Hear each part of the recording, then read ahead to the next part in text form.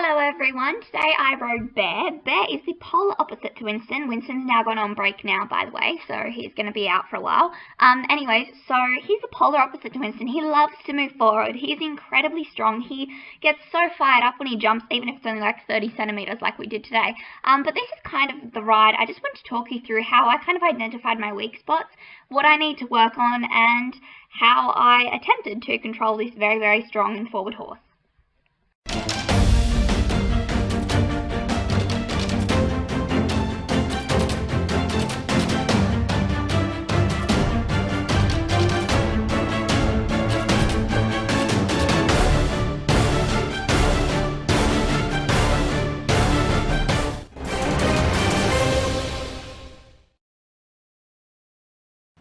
Okay, so here we just started off on some trot poles, just getting a feel for the horse and kind of getting that adjustability.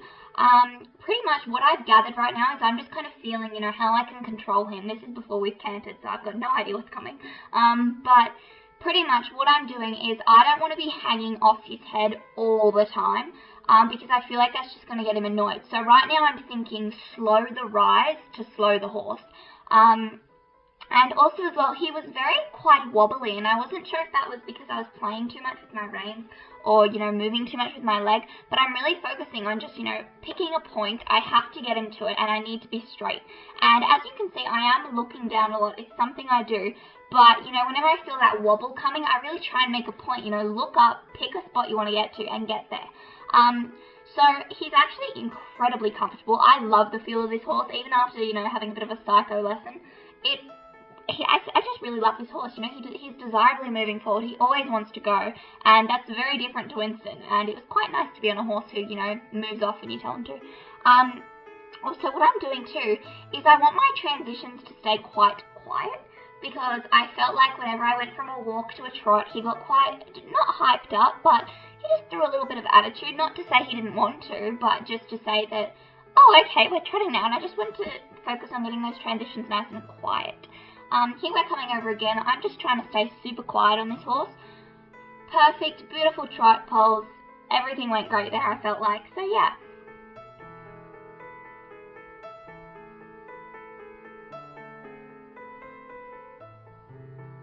Okay, so soon we're going to start jumping, and as you can see as well, I just want to make another point. My position in my heels, whenever I feel a bit unsure, my instinct kind of kicks in. My heels always stay down, which they should just naturally, but it always happens that they stay down when I'm a little bit scared, or it's kind of my instinct that will keep me in the saddle. So yeah, as you can see there, it does take a lot to bring down a transition, so that was quite difficult for me to grasp too, because Winston loves to stop. So here we're coming over a jump for the first time. Now, I have not canted him previous to this jump. The jumps are very small. We're working on related lines. The transition he gave me was absolutely beautiful. I was very impressed with it. His transitions are amazing, but when you'll see when he takes off, he has this impulsion that I was not ready for. And you can't really get the grasp of it on camera, but being there, this horse wants to go. So here we go. He's a bit wild. We're a bit wobbly. 1, 2, 3. So I guess it kind of looked nice, but to me, as a rider, and to the instructor I had that day, he felt out of control. That's meant to be a 4-stride there. That was a 3-stride, and I don't think in the whole lesson we got it to a 3-stride. And as you can see here, I'm having some struggling with bringing him back down a transition, because once he's seen those jumps, he just wants to go. So a lot of this lesson is learning to use my core. So here we go again, and I'm pretty sure, yep. So we're off cantering again, and we had a bit of a chat, and now we want to half halt heaps. I'm pretty sure we just come again, and he breaks into a trot, pretty much because that was just the most unprepared line ever. I was being yelled at to circle, wasn't clicking into my head, and because I'd put so much pressure on the reins, he just did not want to stop, so he trotted. As you can see there, he's going a bit wild, and this is kind of this point in the lesson where I really have no idea how to control this horse, and we've got to kind of talk with a bit of analogies with my instructor to say, hey, how can I work with this horse? So here we just chat. By the way, my instructor's on holidays at the moment, so I've got a new instructor for a few weeks until she gets back.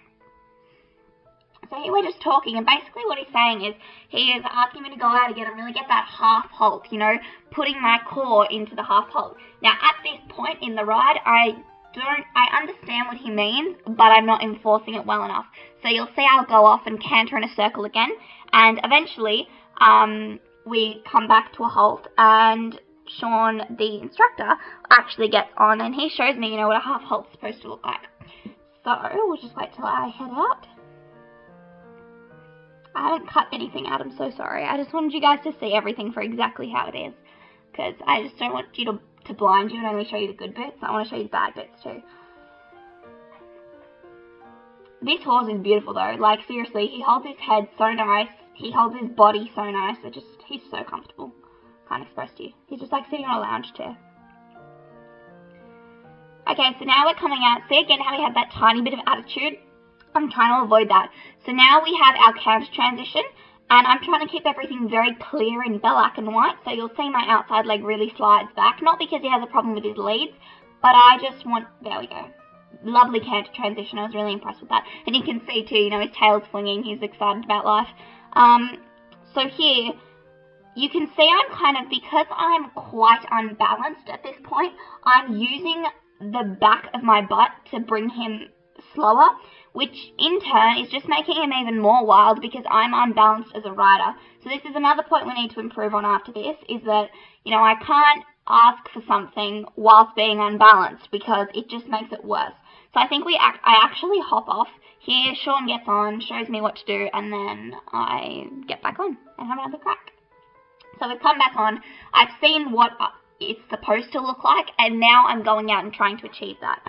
So we'll get that canter transition. Beautiful. I love this horse. So pretty.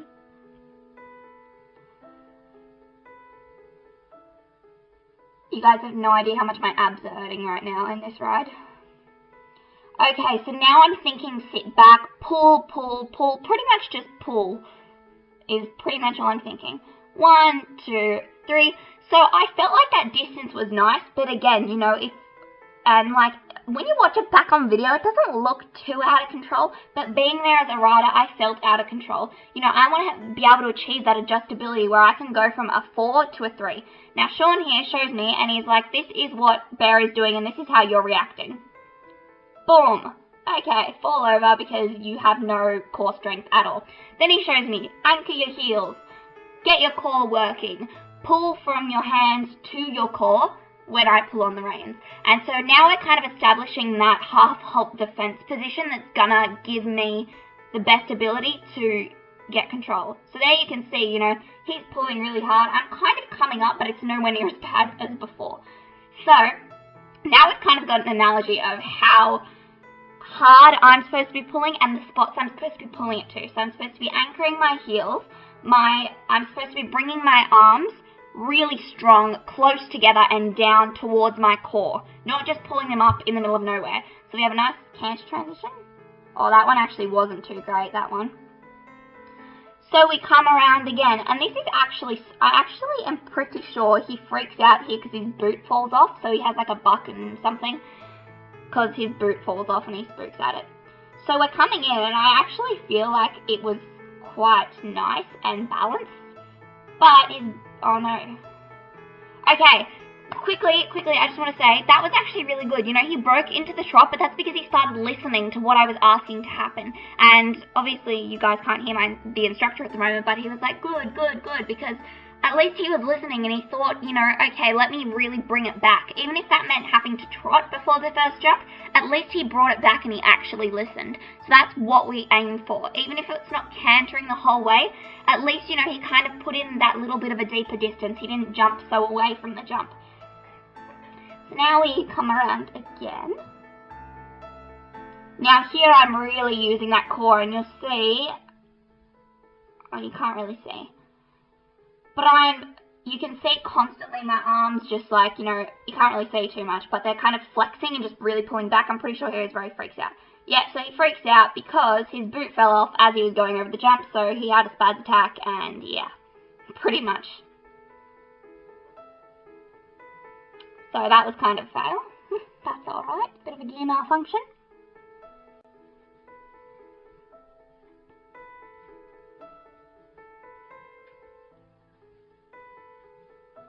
Okay, so now we're heading off again. We just trashed the boots because they kept falling off, and we're not jumping very high, so please don't go tell me that we're not protecting this horse because, you know. Okay, so now we're coming, and because we're coming from the other angle, this is creating a bit of a sharper corner, which is going to in turn shorten the canter stride, which is going to help me out. So I felt like there that me bringing him back and that half halting really worked pre-jump and maybe the first stride after, but after that, because I'd been thrown off by such an away distance, it didn't really, the rest of the line didn't really get that, half halt. So I feel like that was kind of a hit and miss, but we still kind of developed the concept a bit better, and I still feel like we kind of got it a bit more, if you get what I mean.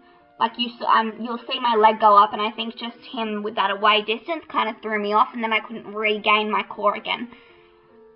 Cool, so he wanted to take off there, so I just locked on my core, brought him back. Now he has the canter, ding, ding, ding, ding, ding, beautiful canter transition. Pull back, now, sit, now, core, now. Cool, so that, to me, looked really good. We had that a bit of a way distance again. Really wobbly line, my fault, that was not good. But I feel again, that same thing happened, pre-jump, we got it.